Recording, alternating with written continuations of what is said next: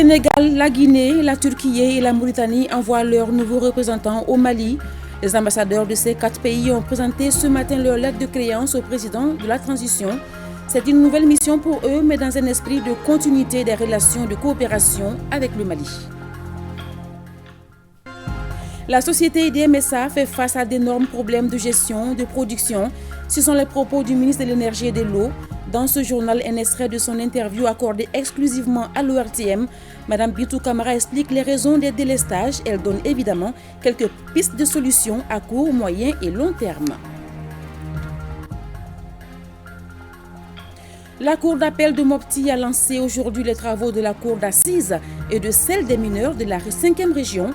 Cette première session de l'année en cours va durer 10 jours et se penchera sur 30 affaires de justice. Reprise des cours dans certaines écoles fermées de la région de Gao. Le constat est fait par une de nos équipes sur place. Les cours se déroulent aujourd'hui normalement. L'insécurité fait place à la quiétude pour le bonheur des enfants. Le RTM vous remercie de votre fidélité. Chers téléspectateurs, bonsoir. Pour commencer, rendons-nous à Koulouba où 4 nouveaux ambassadeurs ont présenté ce matin leur lettre de créance au président de la transition, colonel Assimi Goïta. Ils viennent du Sénégal, de la Guinée, de la Turquie et de la Mauritanie. Tous sont appelés à œuvrer pour le renforcement des relations entre le Mali et leurs pays respectifs. Ibrahima Traoré. Agenda diplomatique à la présidence de la République ce mardi. 4 nouveaux ambassadeurs présentent leur lettre de créance au chef de l'État, colonel Assimi Goïta. Le premier est Moustapha Ndour, ambassadeur du Sénégal. J'ai l'honneur de remettre à votre Excellence, en même temps que les lettres de rappel de mon prédécesseur, celles par lesquelles son Excellence M. Macky Sall, président de la République du Sénégal, a bien voulu m'accréditer auprès de vous en qualité d'ambassadeur extraordinaire et plénipotentiaire. Il est géographe et diplomate de carrière. Jusqu'à sa désignation au Mali, Moustapha Ndour représentait son pays en Mauritanie. Il a servi comme ministre conseiller et premier conseiller en France, au Brésil et deuxième conseiller au Cameroun. L'ambassadeur Ndour a occupé aussi plusieurs postes de responsabilité au ministère sénégalais des Affaires étrangères. Formateur et coordinateur de la section diplomatie de l'ENA du Sénégal, il a été également professeur d'histoire et géographie dans plusieurs lycées de son pays. Depuis 2006, il est détenteur d'un brevet de l'ENA du Sénégal. Il est titulaire aussi d'un certificat d'aptitude de l'enseignement secondaire de l'École normale supérieure de Dakar et d'un DEA, option géographie physique, obtenu à l'université Cheikh Anta Diop de Dakar.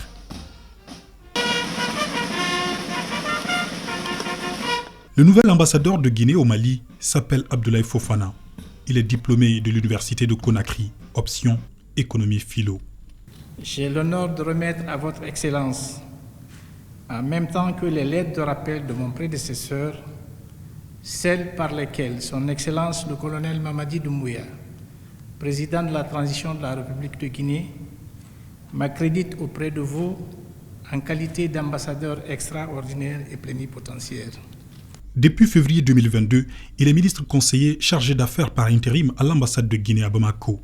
Dans son pays, il a occupé plusieurs fonctions au ministère en charge de la coopération internationale, directeur général des organisations internationales, directeur général Amérique, Europe, Océanie, directeur général Asie-Afrique, directeur national de la coopération internationale, entre autres. Abdoulaye Fofana a été plusieurs fois président du groupe d'experts guinéens lors de grandes commissions mixtes de coopération ou de négociations intergouvernementales.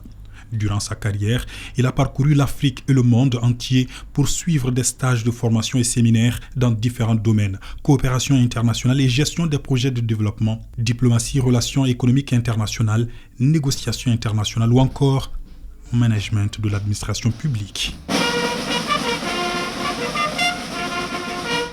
Efe Ceylan est le nouvel ambassadeur de Turquie au Mali. Il était consul général de son pays depuis 2019 à Thessalonique, en Grèce. J'ai l'honneur de remettre à votre Excellence, en même temps que les lettres de rappel de mon prédécesseur, celle par laquelle son Excellence M. Recep Tayyip Erdoğan, président de la République de Turquie, m'a accrédité auprès de vous en qualité d'ambassadeur extraordinaire et plénipotentiaire. Il a servi dans plusieurs missions diplomatiques turques, notamment auprès des Nations Unies aux États-Unis, dans les ambassades turques en Irak, en Italie, en République démocratique du Congo. Après son service militaire en Turquie, l'ambassadeur Ceylan a été 3e secrétaire à la direction générale du Conseil de l'Europe et des droits de l'homme. Il est détenteur d'une maîtrise en relations internationales obtenue à l'université de Galatasaray. Cheikhna Neni Moulay Zeyn est désormais l'ambassadeur de Mauritanie au Mali. Il est communicateur, homme politique et diplomate de carrière. J'ai l'honneur de remettre à votre Excellence, en même temps que les lettres de rappel de mon prédécesseur, celles par lesquelles Son Excellence, M. Mohamed Ould-Cheikh Ghazouani, m'accrédite auprès de vous en qualité d'ambassadeur extraordinaire et plénipotentiaire. Jusqu'en février 2023, il était ambassadeur de Mauritanie auprès de l'UNESCO et de l'OIF. Il a auparavant été ambassadeur au Sénégal, au Niger et consul général de Mauritanie à Dakar. Cet ancien directeur général de l'Agence mauritanienne d'information a été membre du conseil d'administration de la radio et télévision de Mauritanie avant d'être PDG de la chaîne privée Radio Nouakchott. L'ambassadeur Zeyn a aussi présidé l'Association nationale de la presse indépendante et enseigné à l'École nationale d'administration de la magistrature et du journalisme. Il est titulaire d'une maîtrise en relations internationales obtenue à l'Université de Nouakchott ou encore d'un diplôme de l'Institut des études de défense nationale de Paris. 4 diplomates accrédités avec un objectif commun, œuvrer au renforcement de la coopération entre le Mali et leurs pays respectifs. Le Premier ministre Dr Choguel Kokala Maïga a reçu successivement en audience les responsables de l'université panafricaine privée franco-arabe et les organisateurs de la grande rencontre des détenteurs africains de sciences occultes et du savoir occulte. Les premiers sont venus communiquer sur un forum consacré à l'importance des manuscrits et les seconds sur l'organisation d'une grande rencontre ici à Bamako. La synthèse avec Alosteni Touré. Le Mali abritera en novembre prochain un événement culturel d'envergure continentale. Il s'agit de la grande rencontre des détenteurs du savoir occulte africain. Plus de 300 participants sont attendus.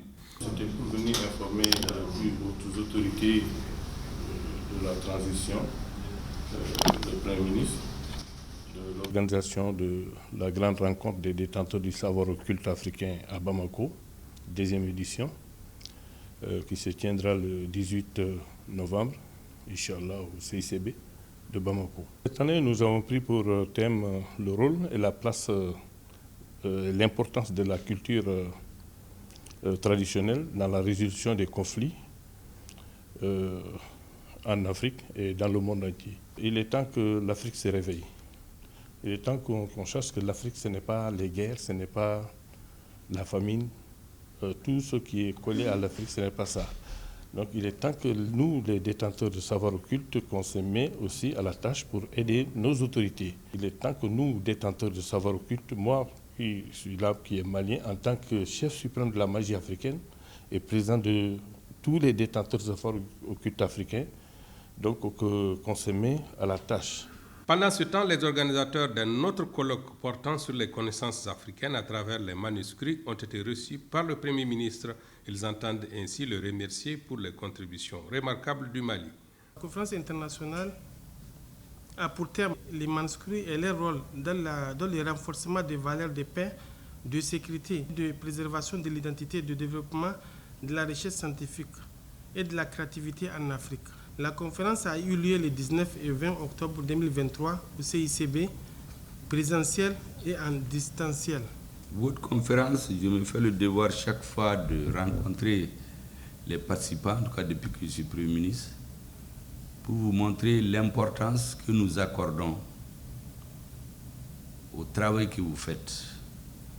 Le travail de sensibilisation, de formation, de culture historique sur l'islam moderne, l'islam non violent, l'islam qui est vraiment la religion de paix, ce travail-là est très très utile. Vous ne vous rendez même pas compte. Parce que vous faites vos travaux de recherche, mais nous on va autrement. Comment votre travail impacte sur notre société, apaise les esprits, cultive les gens. Parce que c'est ce qui va éviter l'ignorance qui entraîne les gens dans la violence inutile. Plus que jamais, l'Afrique a besoin de revaloriser son savoir et son savoir-faire en s'inspirant déjà des connaissances produites par nos ancêtres au cours des siècles et millénaires passés. Le tout étant de penser son propre développement par une démarche endogène. Je l'annonçais dans le sommaire, face à la persistance des délestages, le ministre de l'Énergie et de l'Eau nous a accordé une interview exclusive. Madame Bintou Kamara explique les raisons fondamentales des coupures d'électricité et les solutions qu'elle préconise à court, moyen et long terme. Et la société EDM SA fait face à d'énormes problèmes de gestion, de production, de transport et de communication, et cela malgré les efforts financiers de l'État, d'où l'urgence d'adopter un plan de redressement pour soulager les populations. Je vous propose de suivre un extrait de cet entretien avec Yaya Konaté. Le niveau de dégradation de la fourniture des EDM, ce n'est pas maintenant. C'est quelque chose qui a commencé depuis longtemps et c'est maintenant avec la mauvaise gestion qui se trouve également, ce qui fait que cette dégradation s'est empirée. Et maintenant, les plus hautes autorités de la transition ont décidé, vraiment, il faut mettre un frein à tout cela, voir la gestion des EDM, appliquer la rigueur là-dedans et vraiment que les Maliens puissent être satisfaits pour que la population puisse bénéficier de l'électricité produite par EDM. Donc c'est un problème de manque de rigueur, ce n'est pas un problème de déficit de production, d'autres choses, c'est un problème de manque de rigueur dans la gestion. Oui, c'est-à-dire que le manque de rigueur aussi dans la gestion a entraîné les déficits de production. Parce que le problème qui se pose, c'est que la quantité de puissance installée, si toute cette quantité était vraiment utilisée, il n'y aurait pas de problème d'électricité au Mali. Mais malheureusement, pour que cette quantité soit utilisée, il faut quand même du carburant. Et parce que le problème de EDM, c'est que EDM, dans sa gestion, a minimisé, pratiquement a laissé tomber tout ce qui est hydroélectricité, tout ce qui est solaire, et s'est mis dans les thermiques. Les thermiques utilisent beaucoup de carburant, surtout le fioul et également le gasoil. Et aussi, on a constaté que malheureusement, EDM même a délaissé le fioul, malgré que les deux grosses centrales de Sirakoro et de Balengue doivent fonctionner au fioul. Ce fioul a été délaissé au profit du gasoil. Bon, cela se comprend avec tout ce qu'on a mené au niveau des EDM comme contrôle. C'est que ce fioul, quand ça vient, c'est uniquement utilisé par EDM. Donc, il n'y a pas de fraude sur l'utilisation possible là-dessus. Alors que les gasoil, alors là, c'est à boire et à manger.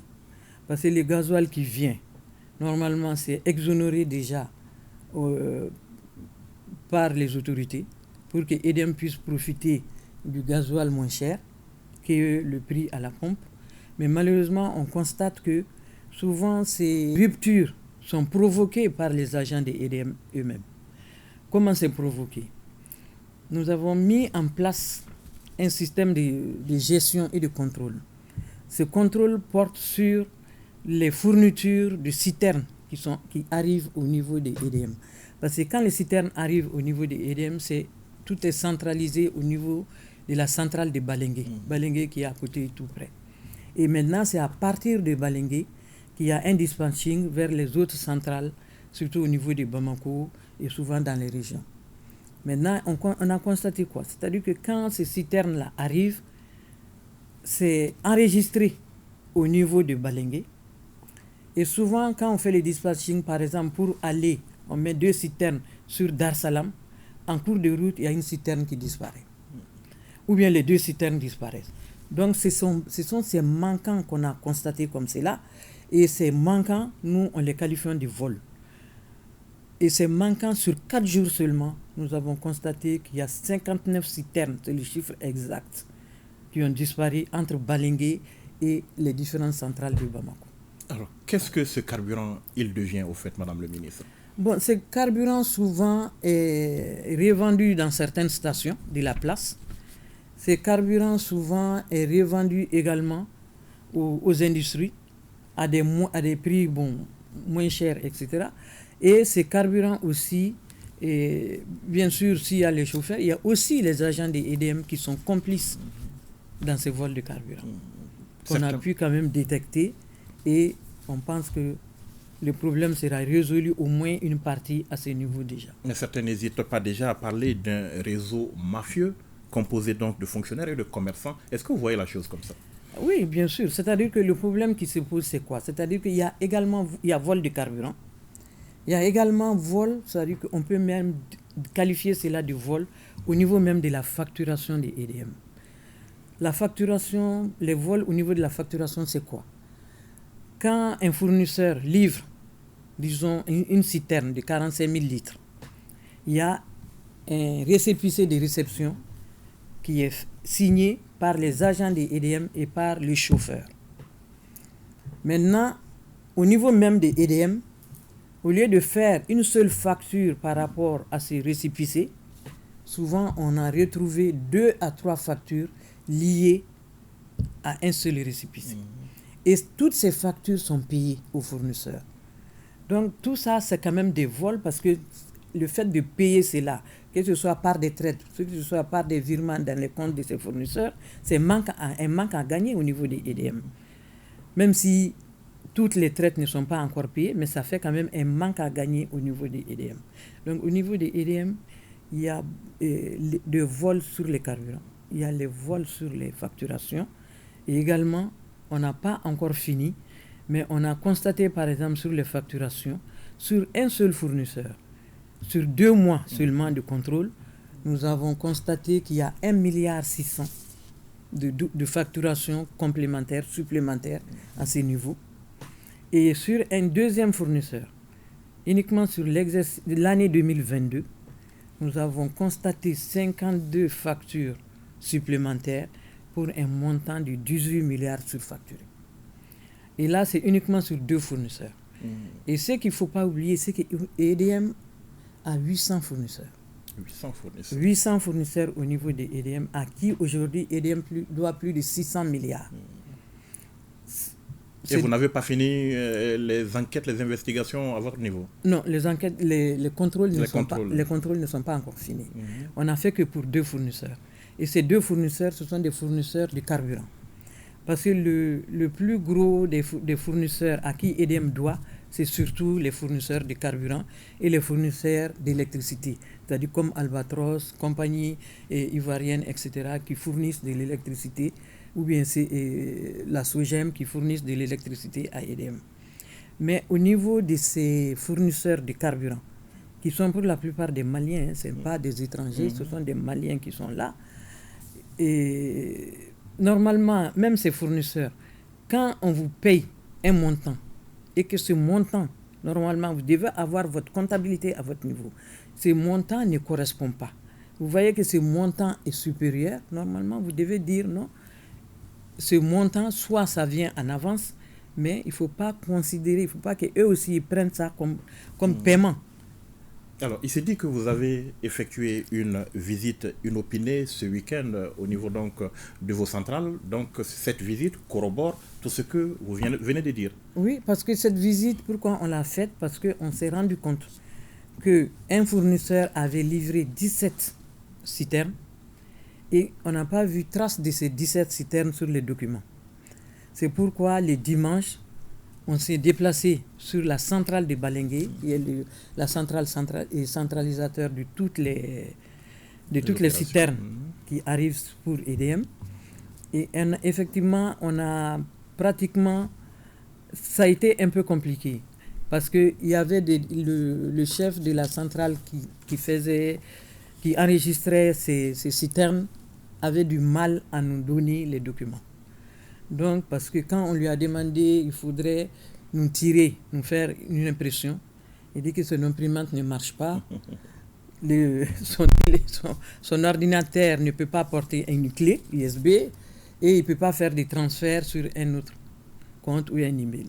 Donc, nous avons transporté cet ordinateur dans nos bureaux au niveau du ministère avec lui-même pour que ça soit fait. Et notre informaticien a pu débloquer toutes ces informations que nous avons eues. Alors, de mauvaises pratiques donc que vous constatez, qu'est-ce que vous entreprenez comme mesure pour mettre fin à ce genre de pratiques? Les premières mesures, ça doit d'abord les sanctions. Parce que si quelqu'un faute à ce niveau, il faut quand même qu'il y ait une sanction derrière. Cette sanction, elle sera faite. Ça, c'est sûr. Mais maintenant, il faut également identifier tous les coupables qui sont dans cette chaîne-là. Que ceux qui sont actuellement présents à EDM, même ceux qui sont partis récemment, s'ils sont fautifs, il faut qu'ils soient interpellés pour répondre de leurs actes. Là, c'est pour la sanction. Et pour la bonne marche des choses, de la fourniture en électricité pour le pays? Bon, la bonne marche, c'est que nous sommes en train de mettre en place des contrats de management du carburant. On a commencé par le fuel. Pourquoi le fuel? Parce que le fuel doit être utilisé dans les 2 plus grosses centrales, de Sirakoro et de Balengue. Le fuel que EDM actuellement n'utilise pas. D'accord. Donc on va revenir à ce fuel-là et on fera un contrat de management de ces livraisons avec le fournisseur. Le contrat de fuel management, c'est quoi? C'est-à-dire que EDM aura un contrôle, c'est-à-dire que EDM saura au temps T quelle est la quantité de carburant qui lui a été livrée. Donc, même si ça reste dans le camion, le problème c'est que c'est la quantité livrée que EDM va enregistrer, c'est ça qui sera payé. Donc déjà, il y a moins de pertes à ce niveau. Et deuxièmement, ça va permettre aussi de faire le stockage. Parce que si il y a une quantité énorme, il y a des cuves qui existent déjà au niveau de ces centrales où on peut faire le stockage. Donc ça permet aussi de diminuer quand même les coupures intempestives pour dire qu'il n'y a pas de carburant, c'est pourquoi on coupe, on fait les délestages. S'il y a quand même un stock qui est là, parce que le problème c'est qu'il n'y a même pas de seuil d'alerte actuellement au niveau des EDM-SA. Donc vous espérez que si vous mettez fin à ces pratiques, la desserte en électricité du pays va s'améliorer? Ça va beaucoup s'améliorer. Ça va beaucoup s'améliorer parce qu'il n'y a pas uniquement que ces problèmes-là, il y a également des problèmes financiers au niveau des EDM. Parce que si on voit les recettes des EDM par rapport au nombre de clients qui existent, on voit qu'il y a beaucoup de pertes au niveau de ces recettes. Donc, il faut quand même arriver à mobiliser entièrement ces recettes-là au niveau des EDM, au niveau de ces agences-là, parce que tout le monde a constaté, nous tous, nous sommes passés dans des agences pour faire des paiements, et souvent, c'est la panne subite des machines. On ne peut pas enregistrer, parce qu'en enregistrant, ça laisse une trace. Donc, si vous êtes pressé, on vous donne un bout de papier pour dire que c'est votre reçu. Bon, réellement, est-ce que le bout de papier, l'argent correspondant à ce bout de papier revient réellement dans la caisse des EDM? À la lumière de tout ce que vous venez de dire, à la lumière de tout ce que vous avez constaté, est-ce qu'il y a espoir de redressement de la situation? Bien sûr qu'il y a espoir. C'est-à-dire que l'espoir, ce n'est pas uniquement dire qu'il n'y aura plus de délestage, il n'y aura pas ça. Mais l'espoir, c'est quoi? C'est d'abord de nettoyer EDM de ces agents véreux et maintenant faire le redressement en même temps. Parce que tant qu'il y a ces agents qui sont là, qui sont en train de gâcher, le redressement va être difficile. Donc il faut quand même les détecter et les enlever d'abord des EDM-SA. Maintenant, avec la nouvelle direction qui a été mise en place ce mois-ci, c'est-à-dire le mois d'octobre, là, et là, on est en train de mettre en place beaucoup de plans de redressement pour essayer maintenant de voir comment aller. Mais c'est quelque chose qui ne peut pas se faire du jour au lendemain aussi. Il faut quand même un peu de temps pour faire ça. Parce que le problème des EDM aussi, c'est quoi? C'est que on a l'impression que au niveau des EDM, ce n'est pas leur problème, quoi. C'est-à-dire que la population est en train de souffrir, mais quand on rentre dans EDM-SA, on voit les agents, on a l'impression que eux, tout va bien. Voilà, tout va bien. Ils sont dans le meilleur du monde parce qu'ils ont beaucoup d'avantages. Hein? Il ne faut pas que les syndicats pensent que je suis contre les avantages qu'on accorde à EDM, mais j'ai dit l'accord des avantages aussi doit avoir un retour qui est de la bonne gestion. Alors, qu'est-ce que vous avez quand même envie de dire aux Maliennes et aux Maliens aujourd'hui qui souffrent beaucoup de cette situation? Moi, je dis que nous souffrons tous. Hein. Moi, que vous voyez, vous pensez que j'ai quelque chose, on me fait la coupure d'électricité comme tout le monde. La coupure d'électricité, moi, 2 nuits, je n'ai pas d'électricité. Mais j'ai dit, c'est quelque chose qui est là. Il ne faut pas être patient. Et aujourd'hui, on est venu leur dire que les mots qui entraînent ces délestages-là, on les a identifiés, on est en train de les traiter. Et ce traitement, l'identification de ces mots ne se fait pas en quelques jours. L'identification de ces mots, ça peut prendre 1 mois, 2 mois, 3 mois. Ça dépend des mots qu'il faut trouver à tel endroit, etc. Mais déjà, si on arrive à résoudre ce problème de carburant, il y aura beaucoup moins de délestages. Ça veut dire qu'il faut patienter? Il faut patienter un peu. Parce que je vous dis tout de suite là, s'il y a eu tous ces délestages, parce que la centrale de Sirakoro, qui est la plus grosse centrale, était en arrêt. Mais, parce que EDM a voulu ne pas mettre du gasoil dans cette centrale-là, ils sont en train de nettoyer. Et il y a aujourd'hui 19 camions de fuel qui sont arrivés sur Bamako ce soir, qui vont être dépotés au niveau de cette centrale. Et donc, on va déjà commencer à faire fonctionner cette centrale-là avec le fuel. Et le fuel ne brûle pas aussi vite que le gasoil. Donc, ça mettra plus de temps. Donc, déjà, à partir de demain, il y aura moins de délestage. Mais on ne peut pas dire qu'il n'y aura pas de délestage. Madame le ministre, langage de vérité, encore une fois, ça va s'améliorer considérablement à quel horizon? Ça veut dire que c'est ce que j'y suis. À partir de demain, ça ira. À partir de demain, déjà, il y aura une amélioration. D'accord. Maintenant, on a trouvé des fournisseurs pour que la fourniture ne s'arrête pas. La rotation doit être continue. Et si cette rotation est continue, il n'y aura pas de problème. Et si on fait attention, parce que le problème maintenant, c'est qu'il va y avoir un contrôle sévère sur toutes les citernes des EDM qui vont rentrer à Bamako, depuis leur entrée à Bamako jusqu'à leur dépotage au niveau de la centrale où ils sont dispatchés.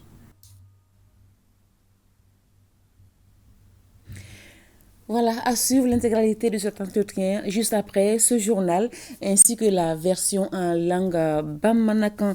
Vous pourrez également les regarder sur nos différentes plateformes digitales.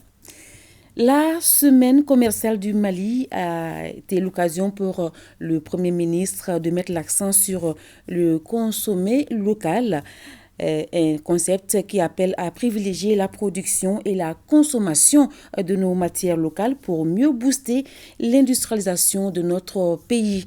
C'est pourquoi le Premier ministre a lancé un appel aux Maliens pour une fréquentation assidue des stands afin d'encourager le consommé local. Nous l'écoutons au micro de Alouseni Touré.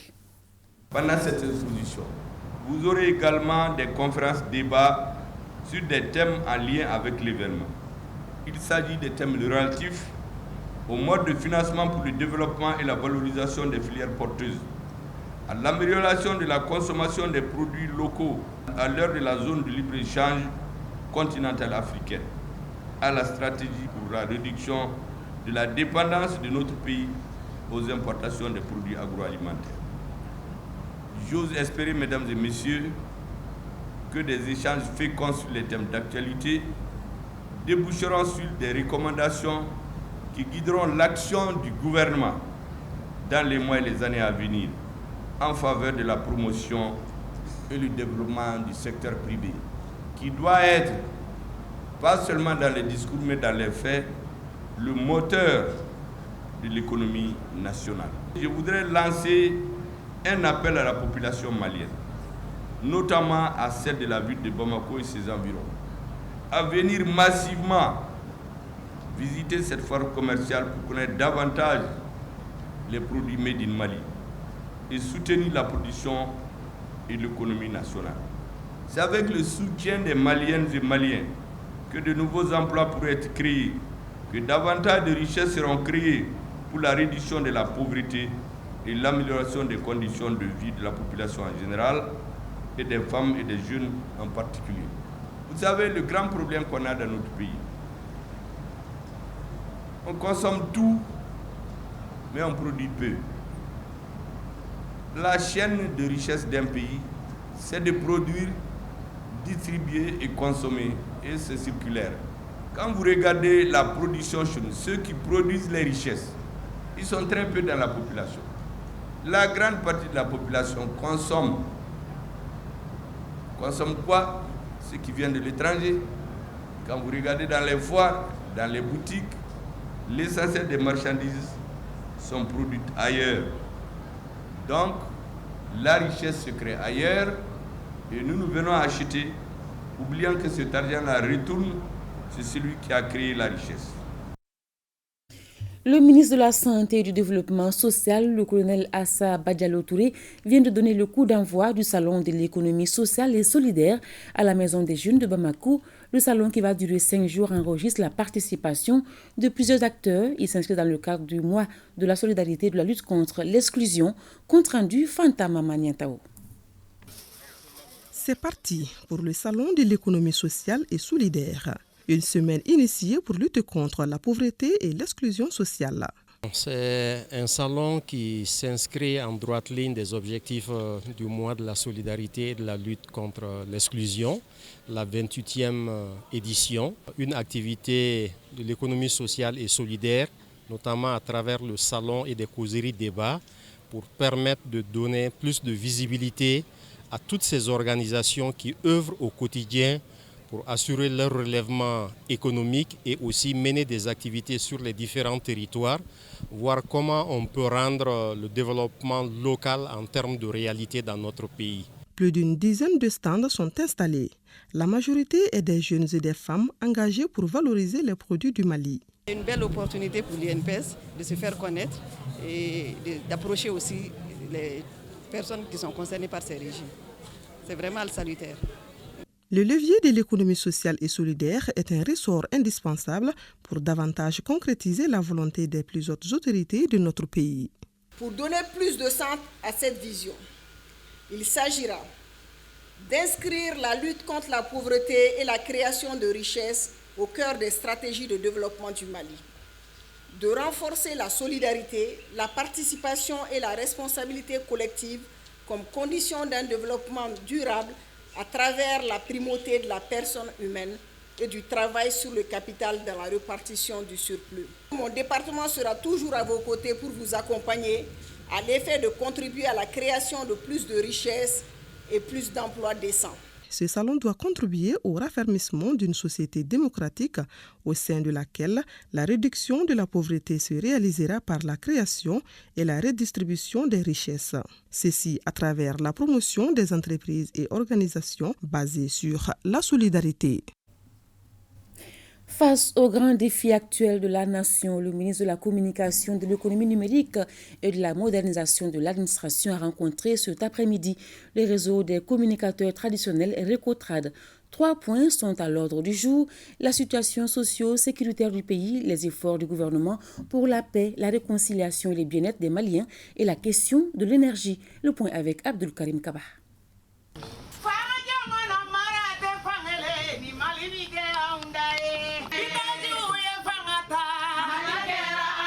Ces quelques mots prouvent à suffisance l'importance et la valeur de cette rencontre du ministre de la Communication, de l'économie numérique et de la modernisation de l'administration avec le réseau des communicateurs traditionnels Recotrad. Il faut être soudé pour faire face à l'insécurité.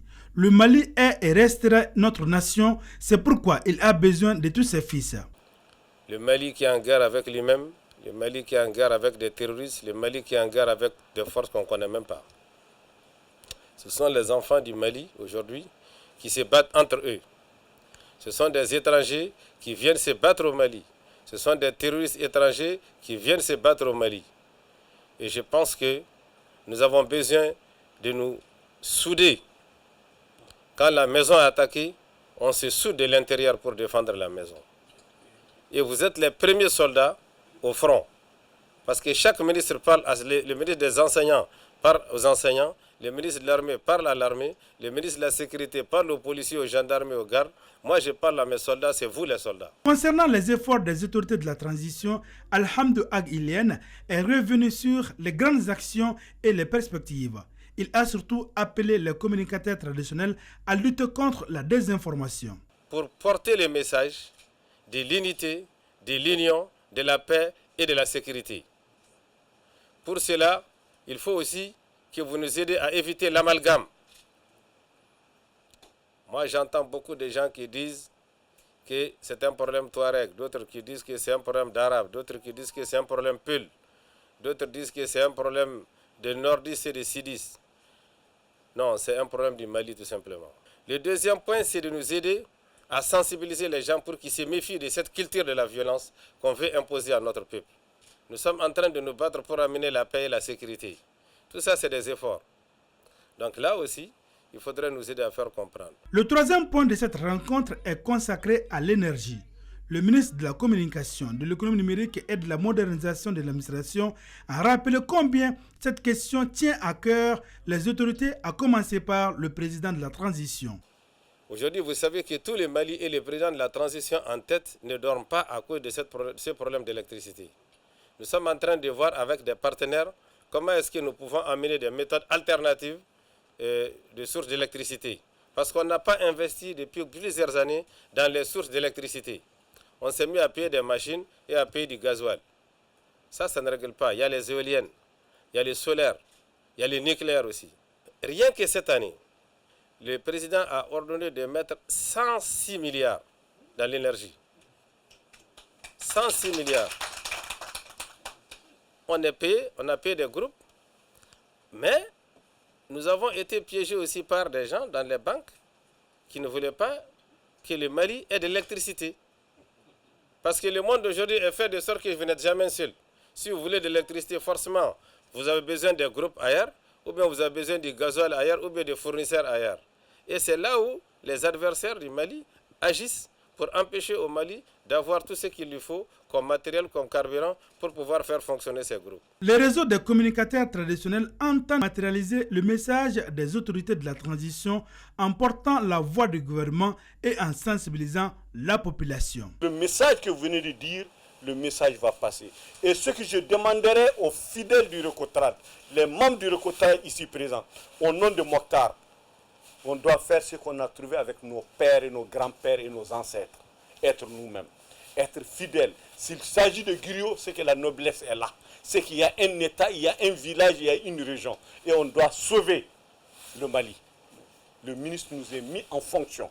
Chacun d'entre nous, moi je vous fais confiance parce qu'on ne s'est jamais retrouvé en face des autorités et que le message n'a pas porté. Cette rencontre avec le réseau des communicateurs traditionnels est un geste fortement apprécié par les autres.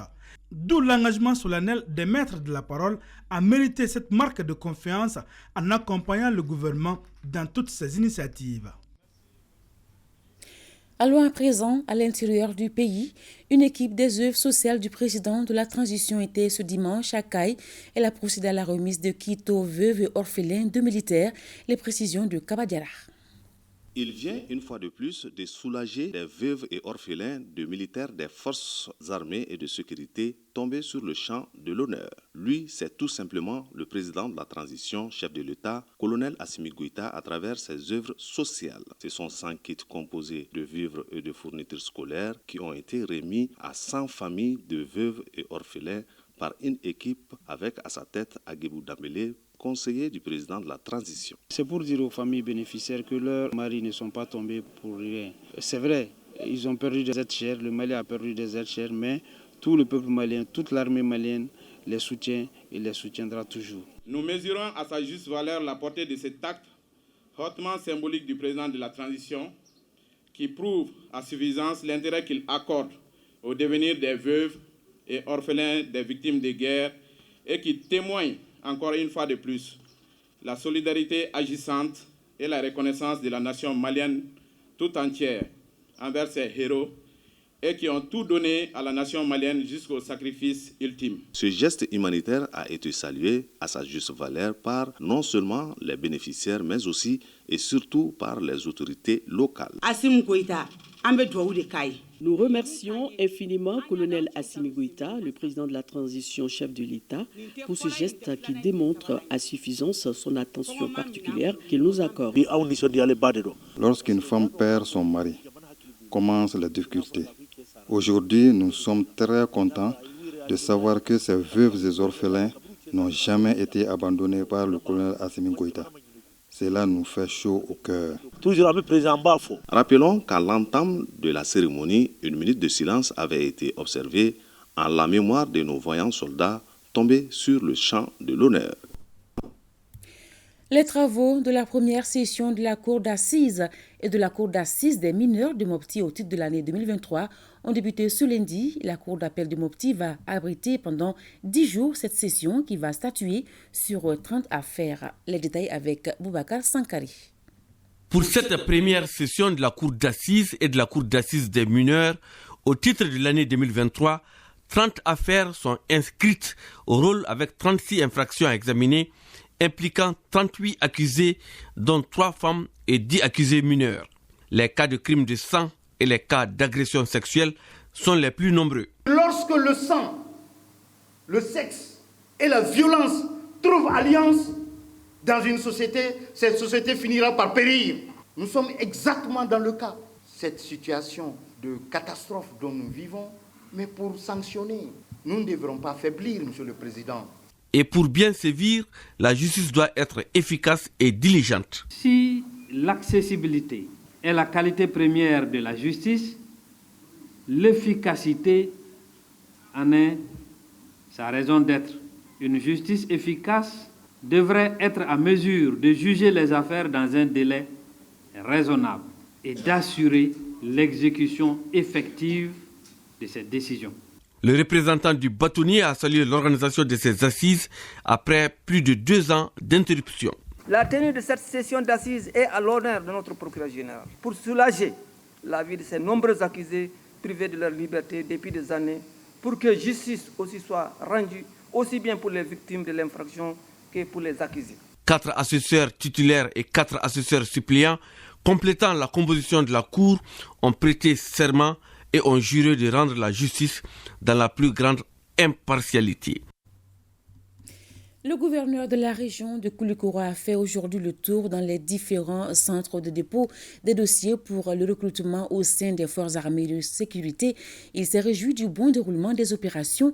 Le gouverneur a salué le patriotisme des jeunes candidats prêts à rejoindre les rangs des FAMA pour la sécurisation du pays. Le compte rendu de Boubacar Sissoko et Salif Maïga.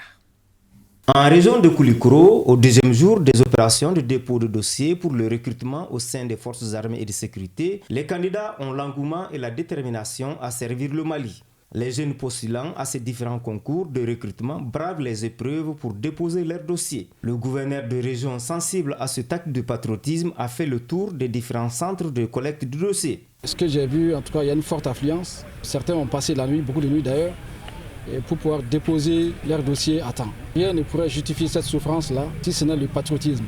Certains sont là depuis 2 jours et d'autres aujourd'hui seulement. Tous ont la même ambition pour la défense de la patrie. Je suis là pour dépôt à la protection civile parce que je l'ai, j'ai pas eu de difficultés.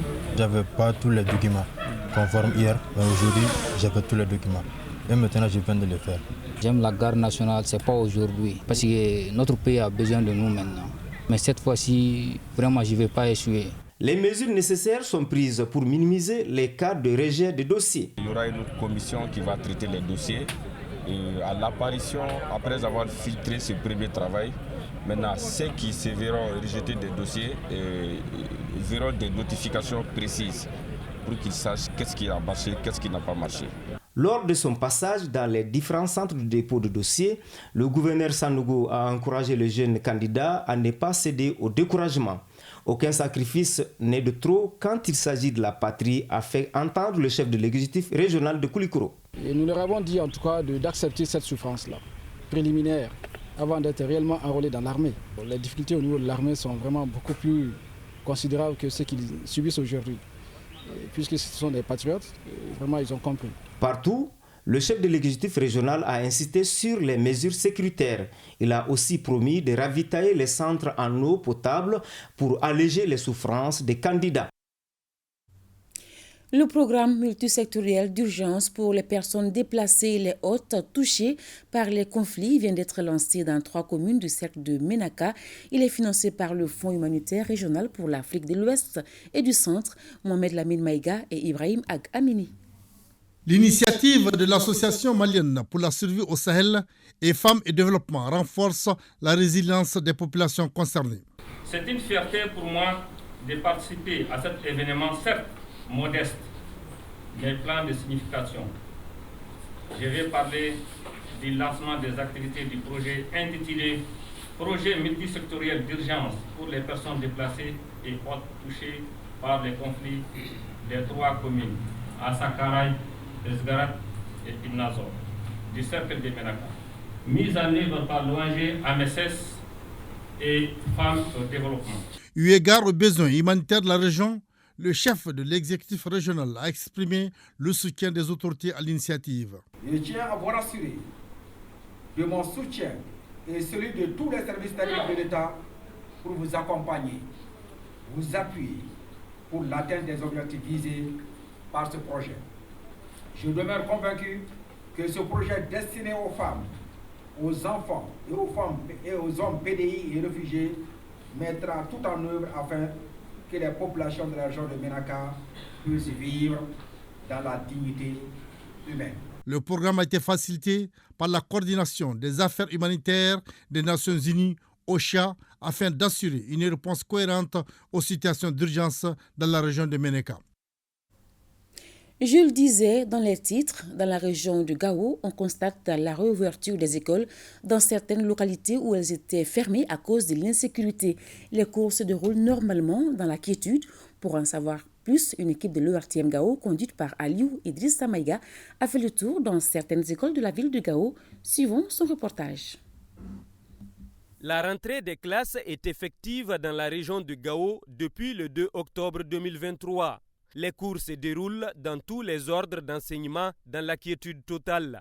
Du lycée Yana Maïga, en passant par le centre de formation professionnelle et d'assistance à l'artisanat CFPAA et le groupe scolaire de Château-Thionville, bref, dans toutes les écoles sillonnées au niveau de la ville de Gao, tout se déroule normalement. Les cours se passent normalement bien avec nos professeurs. Ils dispensent très bien les cours, nous sommes très contents d'eux. Nous comprenons aussi les leçons. Il y a un engouement très fort. On a quand même la majorité de la classe ici. Ils sont là et vraiment ils suivent très bien le cours. Vraiment ça va. Depuis les premiers jours de la rentrée des classes, tous les acteurs concernés se sont mobilisés pour le bon déroulement des cours. Nous avons eu une forte délégation qui est venue s'enquérir des conditions de démarrage. Cette délégation est conduite par le gouverneur de la région, le directeur de l'académie, les autorités administratives, politiques et même les chefs coutumiers. Sur le plan sécuritaire, tout va bien. Les lycées Anaméga vraiment fonctionnent normalement. Il y a la cohésion. Les élèves de Kidal viennent à Gao, les élèves de Ménaka sont là, Ansongo Bourem, le lycée public régional de Gao, reçoit tous les Maliens. Depuis l'ouverture le 2 octobre jusque-là, on n'a pas connu de problème d'insécurité. Nous évoluons sans inquiétude. Cette année, avec le renforcement de la sécurité dans certaines localités de la région de Gao, les élèves ont pu reprendre le chemin de l'école. À l'heure je vous parle, dans Songo, à Al-Mousrat, au niveau de Bourem, la rentrée est effective. À Gaoville, n'en parlons pas, tout le monde est au rendez-vous. Avec l'action des services de sécurité, c'est vraiment une grande satisfaction. Avec l'appui des plus hautes autorités et les partenaires de l'éducation, l'espoir est permis pour une bonne année scolaire dans la région de Gao. Le monde de la communication est en deuil. Baba Nadio, ancien directeur général adjoint de l'ERTM et conseiller technique au ministère de la Communication, est décédé aujourd'hui à l'âge de 66 ans. Baba Nadio a fait valoir ses droits à la retraite en décembre dernier après 47 ans de service rendu à la nation. À l'occasion de la cérémonie de départ, Sori Ibrahim Keïta lui a rendu un hommage. Je vous invite à suivre.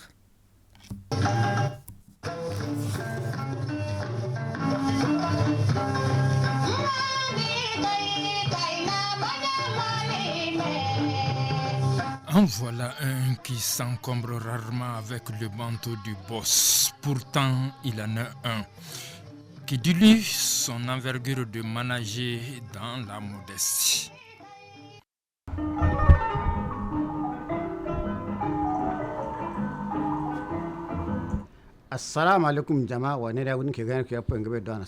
C'est ici que la plupart des téléspectateurs le connaissent, mais le reste du bout d'homme est dans le labyrinthe. 47 ans au service de l'info et de la com. Aujourd'hui, il se déconnecte un peu pour une renaissance de corps et d'esprit. Dieu merci, tout va bien. Je suis en retraite depuis le 13 janvier 2023. Repos mérité après un rythme infernal de travail qui était sien. À leur terme, j'ai eu à faire beaucoup d'installations. Beaucoup. D'abord, on a installé 8 radios communautaires. Tour de contrôle et mémoire grise de 5 directeurs généraux de l'ORTM, de Sidik 1 à Sidik 2, en passant par Daga, Balu 1 et 2. Ce dernier qui s'est trouvé à la fois élève et DG de l'homme du jour. Une vraie manifestation d'Allah que l'intéressé a bien comprise dans leurs relations. Je m'entendais avec tout le monde, l'ORTM. On n'a pas de vie de famille. Vous voyez combien de fois c'est difficile. Et je mange avec ma famille une fois par semaine.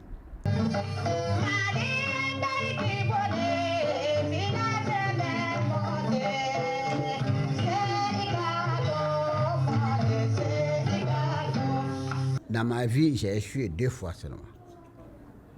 J'ai échoué une fois au DEF. Je voulais amener ma maman à côté de moi ici, j'ai échoué, je n'ai pas pu l'amener. J'ai vécu ce comportement en famille, qu'un travail qu'on te confie, fais tout pour ne pas échouer.